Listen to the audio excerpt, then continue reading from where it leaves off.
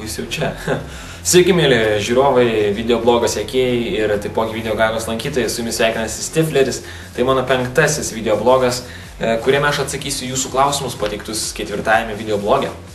Taigi pirmasis komentaras buvo: žmogau, tu labai panašus į Selą 16 metų. Nežinau, kaip Selas atrodė 16 metų, ieškojau visur, bet neradau. Atsiųskite linką, būtų labai įdomu pasižiūrėti. Klausė, ar parduodu tą mėlyną maikę. Ne, jos neparduodu, bet jeigu pasiūlysite gerą kainą, parduosiu. Galvoje sukasi apie 150 litų. Juokauju. Kas įstatė fanarą į nosį? Ten iš tikrųjų ne fanaras buvo, o šešėlis tikriausiai, arba nuo akinių nuospaudos. Nes aš akinius dažnai nešioju, kai saulėta. Braškė parašė, kad tenais nemoku elgtis su San Andrėjasu, niekada nežaidžiau, bet labai norėčiau sudalyvauti ir parašė gale, kad nesigraužk, jeigu nepaimsi. Tai Braškė, su tavo duomenimis aš ir nesigraušiu. Ar dar esu nekaltas? Ne.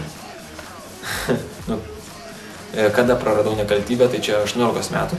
Šiek tiek vėliau negu 18 metų. Kiek mergų esu patvarkęs? Na, iš tikrųjų skaičius begalinis.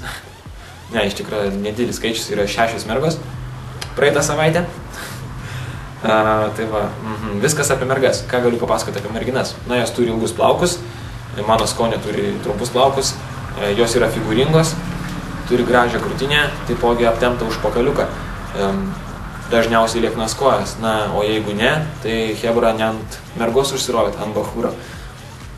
Oskariuks parašė, ar nenuobodu tiek metų būdamam žaisti dar tokius kvailų žaidimus. Oskarai, ką aš to galiu pasakyti, ne, nenuobodu. Iš tikro pažvelk į tuos, kurie sukūrė tokius žaidimus. Juk juos kūrė ne 12-mečiai, o 30-mečiai, 40-mečiai, gal net ir vyresni. Iš tikro tokius dalykus sukurti sunku. Na, o žaidimą aš naudoju vien tik tai savo kūrybiškumui išreikšti. Nežaisti, aš iš tiesų net nebuvau perėjęs. Ar nemanau, kad esu jau suaugęs? Iš tiesų, na, gal aš šiek tiek ir vaikiškas iš savo to videoblogų darimo, iš to, ko užsiemu. Taip, ir tėvas man sako, kad aš užsiemu kvaila veikla, tačiau pasakykit, ar daug užsiema tokia veikla? Ar būtent aktyvių tokių žmonių yra daug? Nemanau. Tai toliau. Ar mėgstu alų? Jo, mėgstu, ypač Utinos smėlį. 6-1 parašė, pažiūrėk mano akauntą, tenais yra klipas. Pažiūrėjau akauntą, jeigu tu nori į operatorius, tai tu netiksi į operatorius, į komandą tavęs neima. Bet jeigu į dalyvius, tai tau reikėtų atsiųsti man savo balso įrašą. Be to amžių ir vardą. Julius Zeus parašė, pažiūrėk mano akauntą. Pažiūrėjau, 7 video ar ten kelintam radau tikrai gražus video, man patiko, tai skaityk tu jau komandoje, aš su tavim susisieksiu. Toliau, iš kur gauti Sony Vegas, jeigu gali atsiųsk linką. Na, iš tikro nesiunčiau linko, nes linkas man virš galvos, jeigu matot, jo turėtų būti. Tai va, jis man virš galvos, iš ten tikrai parsisiųsite, čia tikslus, pats tiksliausias linkas, kokį galima duoti. Iš kur esu? Esu iš Kauno, bet dabar atostogauju Vilniaus apskrity, tai provincijos sluoksnis. Ja, čia tai būtų moksliškai, aukštesnėm frazėm. Pas tėvus atostogauju. Noriu pailsėti nuo miesto. Kuo užsiemu laisvalaikį? Laisvalaikį montuoju klipus, radio didžėjauju, remiksuoju gabalus, groju, kai kuriais, tiksliau daugelį instrumentų, kuriu savo dainas, filmuoju videoblogus ir šiaip ilsiuosi. Su kuo sieju ateitį? Na, dabar studijuoju Kauno technologijos universitete, kam nepatarčiau studijuoti, būtent studijuoju informatiką.